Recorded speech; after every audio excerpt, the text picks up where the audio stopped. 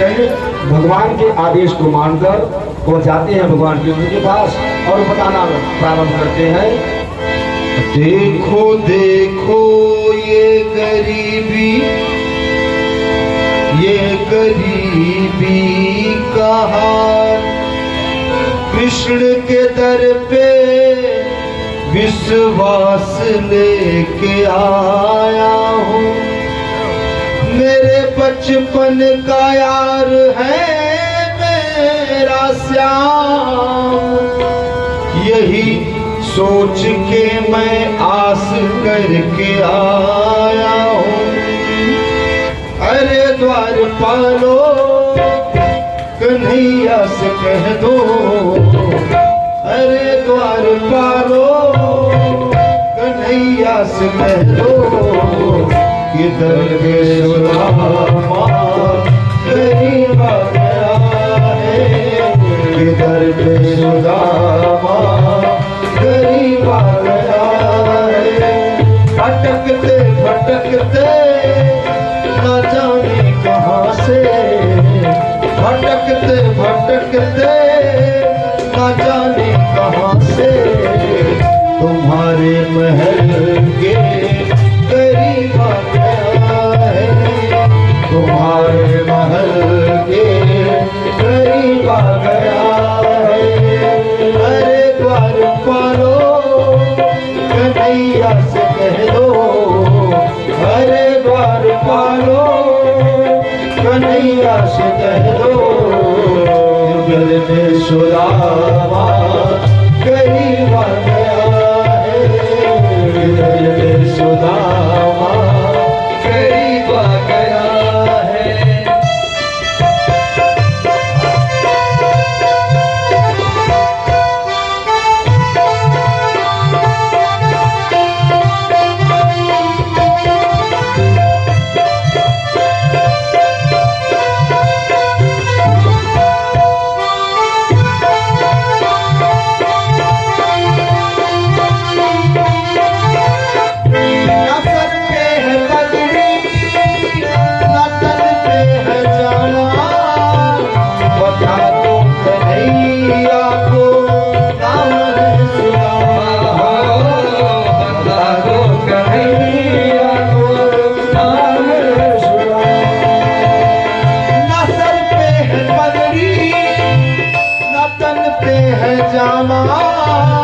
बता दो कन्हैया से नाम है सुदामा, बता दो कन्हैया से नाम है सुदामा।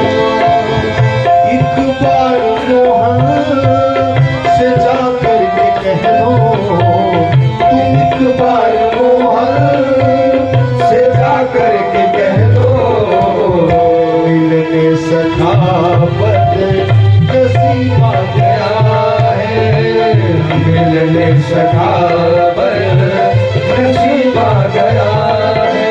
अरे द्वारपालो कन्हैया से कह दो, उधर पर सुदामा गरीब आ गया है, किधर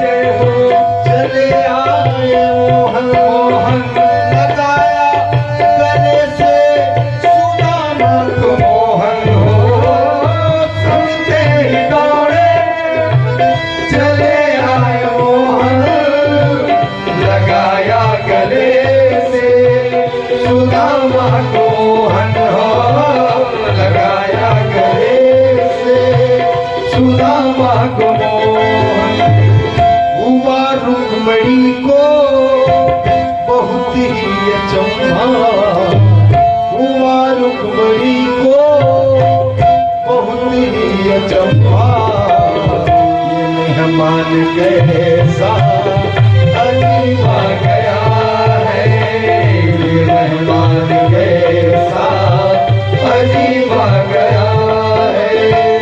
अरे द्वार परो कन्हैया से कह दो कि मिलने सुदामा करीब आ गया है, कि मिलने सुदामा करीब आ गया है।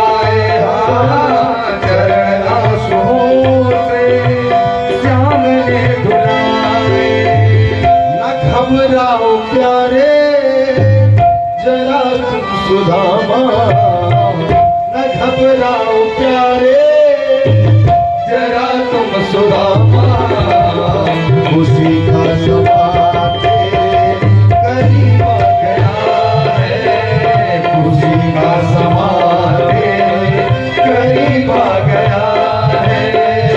अरे द्वार पालो कन्हैया से कह दो, इधर पे सुदामा करीब आ गया है, इधर पे सुदामा करीब आ गया है, इधर पे सुदामा करीब आ गया, करीब आ गया, करीब आ गया। बोले वृंदावन बिहारी लाल की जय हो। जब पहुंचता है वह दूत और भगवान अपनी सभी प्राणियों के साथ अपने सिंहासन पर विराजमान थे। पहुंचते ही दूत ने कहा है, भगवान आज एक ऐसा प्राणी हमारे दरवाजे पे है जो हमारे नगर का नहीं है, पता नहीं कहाँ से आया है और वह आपसे मिलना चाहता है। शीश पगा झगा तन पे प्रभु, जाने को आही बसे कहीं ग्रामा, धोती पटी सिलेटी दुपटी पाय उपानन की नहीं श्यामा, पार करे द्विज दुर्बल एक कहो चकी लोभ सुधा हरे रामा, उचत दीन दयाल को राम बतावत नाम सुदामा, बतावत आपन नाम सुदामा। न उसके सिर पर कोई पगड़ी है, न उसके पैरों में कोई उपाह जूता आदि है, और धोती भी ऐसी विचित्र पहना हुआ है जो कई जगह से फटी है, सिली गई है और फिर फटी है, फिर सिली गई है। और वह आपको अपना मित्र बता रहा है और अपना नाम सुदामा बता रहा है। जैसे ही भगवान ने ऐसा सुना है, सुदामा सिंहासन से कूद पड़े हैं नीचे, और कोई न पादुका, न कोई रथ, न कोई सहायक, दौड़ पड़े हैं सुदामा की रथ लगाते हुए सीधा दरवाजे के पास। और इधर जब सुदामा जी समझ गए कि बहुत देर हो गई, हो सकता है कन्हैया मुझसे न मिलना चाहे, तो वह वापस जाने के लिए मुड़ते हैं। जैसे ही वह मुड़ते हैं भगवान पीछे से चिल्लाना प्रारंभ कर दिए, सुदामा सुदामा। जैसे ही उनकी आवाज़ जाती है सुदामा के कानों में, सुदामा फिर से भगवान की तरफ देख लिया और कन्हैया कन्हैया करके दौड़ पड़े। गले लगा लिया है भगवान ने और कहा कि सुदामा क्यों वापस जा रहे थे क्या? कहा कि नहीं नहीं भगवान, मैं तो रास्ता देख रहा था, क्योंकि इतनी विचित्र नगरी हमने आज तक कभी नहीं देखी, तो मैं कहा एक बार मुड़ के कम से कम रास्ता देख तो लूँ, पहचान लूँ, क्योंकि मुझे वापस भी तो जाना है अपने घर पे। भगवान अपने रथ में उन्हें बिठाते हैं और वहाँ से सीधे अपने अंतःपुर में ले जाते हैं और अपने सिंहासन पे बिठा दिया है। ऐसे बिहान दिवाइन सोपद कंटक जाने लगे पुनि जोए। हाय महादुख पायो सखा तुम आए न किते दिन कोई। देखी सुदामा की दीन दशा करुणा करके करुणा निधि रोए। पानी परात को हाथ छुयो नहीं, नैनन की जल से पग धो। उनके चरणों को अपने दोनों हाथों में धारण कर लिया है और देवियों को आदेश दिया कि तुरंत पैर धोने के लिए जल और परात की व्यवस्था की जाए। जब से सब लोग सामान ढूंढने लगते हैं तब से भगवान अपने ही आंखों के आंसुओं से उनके पैरों को धोना प्रारंभ कर देते हैं। पैरों में बीमारियां पड़ी हुई हैं, उनको देखकर बहुत दुखी होते हैं और उन बीमारियों में कांटे चुभे हुए हैं, कांटों को निकालने लगे और सत्यभामा से कहा कि देवी जाओ कोई सुई ले आओ, क्योंकि कुछ छोटे कांटे हैं जो अंदर में चले गए हैं। अब सत्यभामा को जब कभी मालूम हो कि गृहस्थ के सामान कहाँ है तब न सुई पावे, तब तक भगवान ने अपने दांतों से उन कांटों को खींच खींच के निकाल दिया। जैसे सभी को यह निर्देश दिया कि मैं इस पूरे विश्व का परमेश्वर हूँ, लेकिन मैं भी ब्राह्मणों की सेवा के लिए सदैव तत्पर उपलब्ध रहता हूँ और उनके रस कमलों के प्रभाव से ही मैं इस पूरे विश्व का नियंत्रण करता हूँ। इस प्रकार भगवान ने सुदामा के चरणों को अपने आंसुओं से धो डाला है, दिव्य स्नान कराया है और सुंदर अपने पीताम्बर को धारण करा के सिंहासन पे बिठाकर सुंदर सुंदर भोजन और पकवान खिलाए। और जब चंदन लगाने लगते हैं तो पूछा कि मित्र घर पे भाभी बच्चे सब अच्छे तो है ना? कहा कि हाँ कन्हैया सब बड़े सुखी हैं। कहा कि मेरी भाभी ने कोई मुझे लिए उपहार भी तो दिया होगा? कहा कि नहीं नहीं दिया तो था, लेकिन मैं रास्ते में ही खा गया। और उस पोटली को वह चुराने लगे अपने काख में, क्योंकि वह उनके भैरों को देखकर समझ गए कि यह चावल के टुकड़े किसी भी प्रकार इनके लायक नहीं है। लेकिन भगवान ने मन बना लिया कि आपने बचपन में एक बार मेरे साथ चोरी की थी, जिसके कारण आपको इतना दुख भोगना पड़ रहा है, तो आज मैं आपको चोरी नहीं करने दूंगा। बचपन में एक बार मैया गुरुमाता ने जब कृष्ण और सुदामा जी को जंगल से लकड़ियाँ लाने के लिए भेजा था तो कुछ चने के दाने दिए थे और उस जंगल में जब बहुत जोर की बारिश हुई तो दोनों मित्र रात भर वहीं रह गए और पेड़ पर सुदामा जी ने अकेले ही वो सब चना खा गए। जब भगवान ने पूछा तो कहा कि नहीं नहीं भगवान बड़ी ठंडी लग रही है इसलिए मेरे दांत बज रहे हैं, मैं कुछ खा नहीं रहा हूँ। इस प्रकार जब भगवान ने तिलक करना शुरू किया सुदामा जी को, तो उन्होंने अपना दाहिना हाथ उठाकर अपनी शिखा पर रख लिया ब्रह्मरंध्र पर, और जैसे ही शिखा पर रखा है उनके कांच में दबी हुई पोटली नीचे गिर पड़ती है और भगवान लपक में पकड़ लेते हैं। खोल दिया, मना कर रहे हैं सुदामा जी, लेकिन खोलते ही उन्होंने 2 बार में 2 मुट्ठी में उस चावल को ग्रहण कर लिया। तीसरी मुट्ठी खाने ही वाले थे, मैया रुक्मिणी ने रोक दिया कि ब्राह्मण का प्रसाद है, कुछ हमारे ऊपर भी कृपा हो जाए। क्योंकि वो सोचने लगी कि 2 मुट्ठी में उन्होंने 2 लोगों का साम्राज्य दे दिया, अगर तीसरा भी दे देंगे तो हम लोग कहाँ रहेंगे। भगवान समझ जाते हैं और छोड़ दिया है चावल को। कुछ देर सेवा सुसुप्ता करने के बाद भगवान ने कहा कि सुदामा अब आपको यहाँ से जाना चाहिए। तो उन्होंने कहा हाँ हाँ मित्र, बहुत विलम्ब हो गया है और मुझे जाना चाहिए। तो रुक्मिणी ने एकांत में ले जाकर भगवान से पूछा कि ऐसा आप क्यों कर रहे हो? गरीब हैं, ब्राह्मण हैं, कुछ दिन यहाँ रहते, उनकी सेवा सुसुप्ता हम लोग कर लेती, हृष्ट पुष्ट हो जाते, फिर जाते। काली देवी नहीं समझोगी, इनकी पत्नी जो है वह बहुत ही पतिव्रता है। जब तक यह वापस नहीं जाएंगे तब तक वह अन्न का एक दाना भी ग्रहण नहीं करेगी। तो इस अपराध से बचने के लिए हमें शीघ्र सुदामा जी को यहाँ से विदा करना पड़ेगा। कहा ठीक है, आपकी जैसी इच्छा। अब सुदामा जी को अपने रथ में बिठाया है और ले जाने लगे छोड़ने के लिए। तभी कहा रुको मित्र रुको, अरे तुम जा तो रहे हो लेकिन जो तुमने यह मेरा पीताम्बर बांध रखा है इसे तो वापिस कर दो। अब मैया के क्रोध का सीमा नहीं। कहा कि अच्छा ये बताओ 2 मीटर तुम्हारे पीताम्बर में कौन सा रहस्य छिपा हुआ है? कहा कि देवी अब सुदामा को कोई साधारण व्यक्ति नहीं रहा, यह मेरे ही स्वरूप को पा चुका है। जैसे ही नगर से बाहर जाएगा यह दिव्य स्वरूप मेरे ही जैसा हो जाएगा और इसकी पहचान अगर कोई कराएगी तो इसकी वही फटी हुई धोती, उसी को देखकर इनकी पत्नी इन्हें पहचान जाएगी। कहा कि धन्य हो प्रभु और धन्य है आपकी लीला, तो कुछ धन तो इन्हें दे दो उपहार में।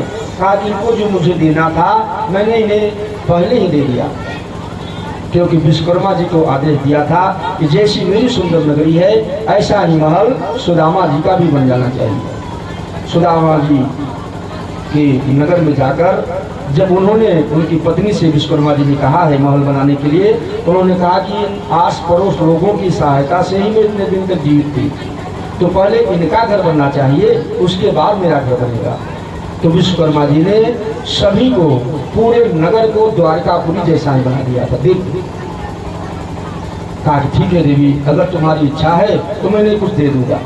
रास्ते में जब छोड़ दिया है सुदामा जी जाने लगे तो मन में विचार करने लगे कि बहुत इच्छाएं लेकर मैं यहाँ आया था और मेरी पत्नी की भी बड़ी इच्छा थी, बहुत ज़्यादा उपहार मिलने वाला है, भगवान ने कुछ नहीं दिया।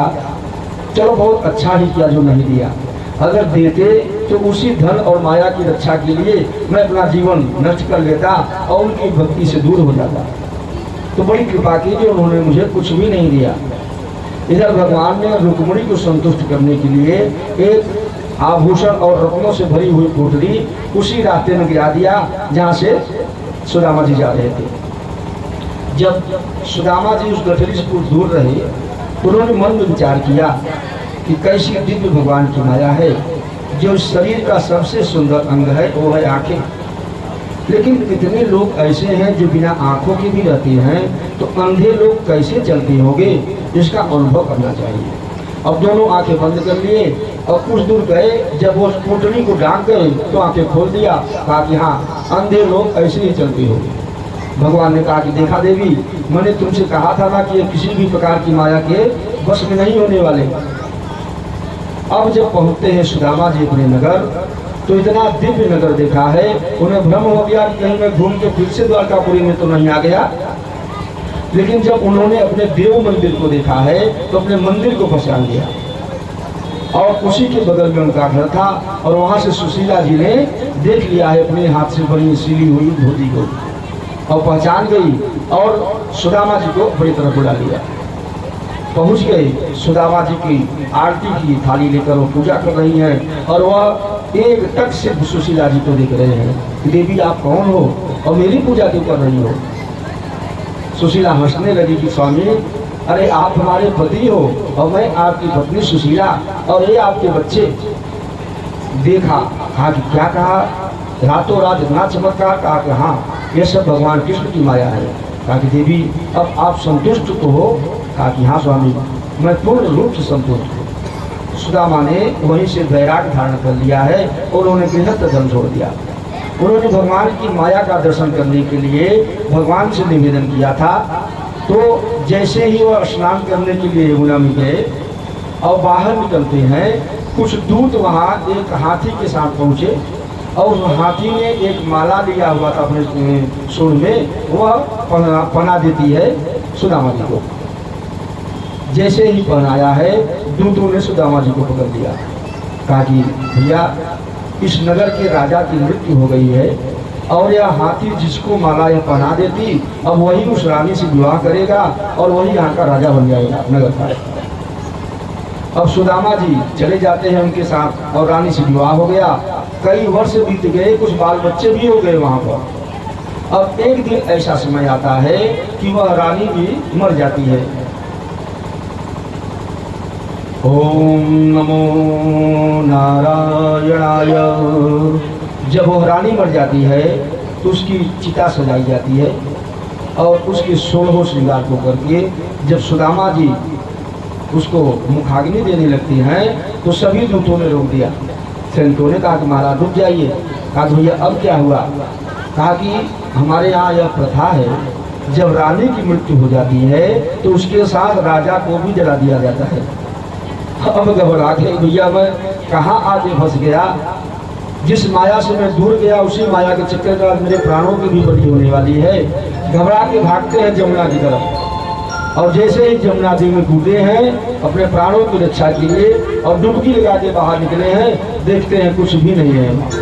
न चिता है, न रानी है, न कोई सैनिक है। समझ गए कि ये भगवान की माया है। भगवान को साक्षात दंडोत करके प्रणाम किया है। तभी से सुदामा जी का कुछ भी पता नहीं चलता और उसके बाद उनका मोक्ष हो जाता है। ओम नमो भगवते